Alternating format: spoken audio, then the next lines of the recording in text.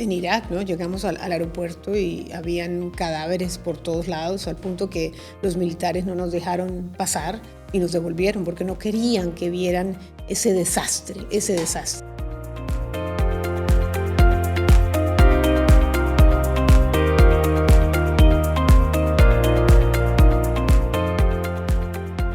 Hablemos de alguna situación internacional, porque tú has viajado a zonas de conflicto, zonas muy calientes, y todos creemos que una reportera de la CNN quizás lo tenga todo cubierto, más fácil, pero no creo que sea el caso.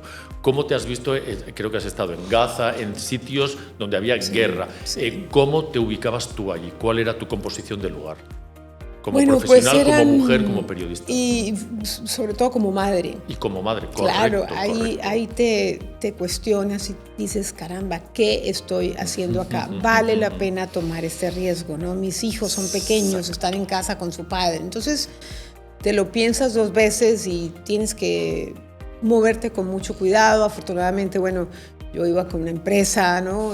Multinacional que tiene, o sea, toma todas las precauciones, te mandan con un equipo de seguridad, en fin, te someten a un curso de primeros auxilios, de precaución de secuestros, de prevención, en fin, de cómo manejarte en una zona de guerra. Entonces, y vas con cascos y vas con chaleco, en fin. Te hemos visto todos. Así que tienes que confiar plenamente en la persona que te va guiando y bueno, o sea, tú estás ahí para hacer tu trabajo, ¿no? Sí. Pero de todos modos creo que no hay ninguna situación, por más comprometido que estés con la profesión, que valga la pena poner en riesgo tu vida.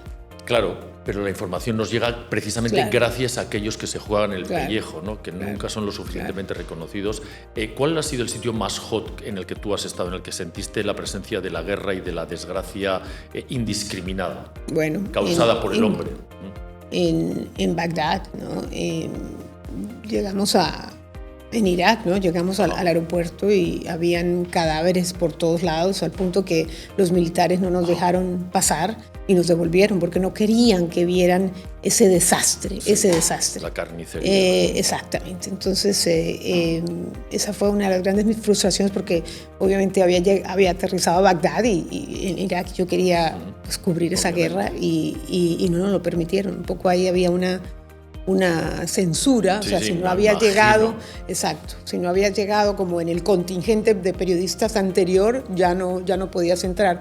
Después me imagino que abrieron otra posibilidad, pero ya yo estaba de regreso en Atlanta y ya no valía la pena otra vez.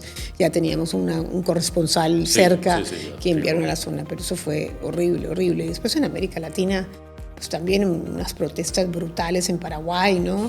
Después un momento difícil fue cubrir los atentados del 11 de septiembre, ¿no? En Nueva York. Fue una cosa horrible porque después de ese desastre, a los 2 días ya habían amenazas de bomba en todos lados, la gente salía despavorida. Exacto. Claro, entonces, ¿y cómo informas objetivamente, sosegadamente, sin que te critiquen, ¿no? O sea, el tono de información fría y racional que hace falta en esos momentos es el gran reto, yo creo, de un periodista. O sea, que no puedan atacarte por resultar equidistante, por ejemplo, por excesivamente frío.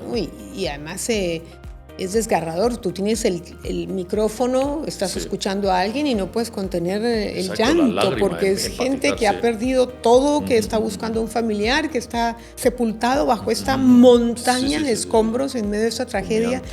Y esta pues fue una tragedia que convocó la solidaridad mundial con Estados Unidos, ¿no? La solidaridad del país, el país entero se unió para apoyar a estos bomberos, a estos rescatistas, apoyar a estas familias, en fin, al gobierno, ¿no? Era como muy claro contar el dolor, ¿no?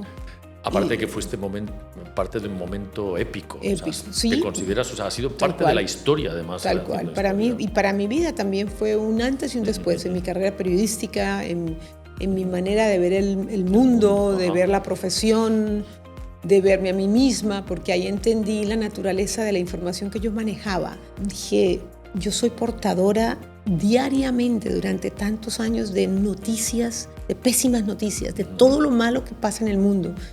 Pero de esta manera quiero alimentar mi vida, o sea, entonces ahí poco busqué un tipo de balance. Entiendo, muy interesante tu reflexión, pero también portadora de influencia, de gran influencia, claro, porque te conviertes en parte de ese sistema, informando en la forma que tú lo hacías y con la veracidad, te conviertes un player y un poder más. ¿Te has sentido un poder más al final de tu trayectoria? A veces yo he tratado de mantener los pies en la tierra, los porque poderosos te han buscado para ser entrevistados por supuesto que sí, por supuesto que sí. Y sí sentí que éramos un medio muy influyente.